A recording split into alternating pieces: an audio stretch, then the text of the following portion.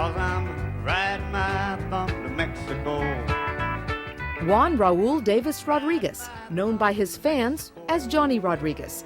He became a country pop icon in the late 70s and 80s with more than 40 records and 11 consecutive #1 hits. He owes his fame to a state park, a goat, and a whole lot of luck. I think it's right here. That's the spot right here. I think so. I think you looked a little bit better back then. I was a little better looking than you did, too. No. As a teenager, Johnny would hitchhike to Garner State Park from his home in Sabinal to meet his friend and now manager, Randy Willis.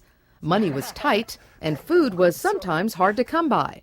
Goat rustling wasn't really that popular around there.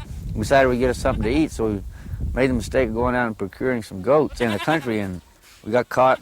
It was in jail that a Texas Ranger recognized Johnny as the boy who sang at Garner.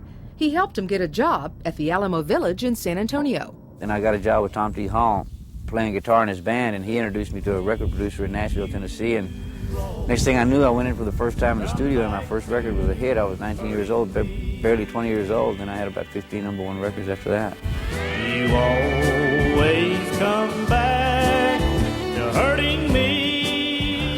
Well, we used to come out here about this time of day, and all the girls would be all dolled up.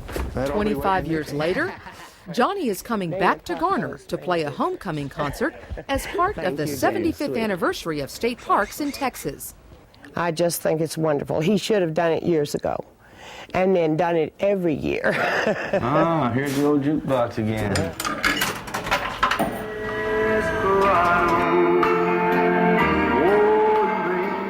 I guess the first time I'd heard him, I was in high school, and he's got that voice that can send chill bumps. And I just always remember thinking this is the only person I'd ever heard that could do that. Here's one I just wrote. I just walked through the door. His 20-year-old custom guitar tells the story of Johnny Rodriguez beginning with that goat at Garner. But without that story, he wouldn't be singing. So.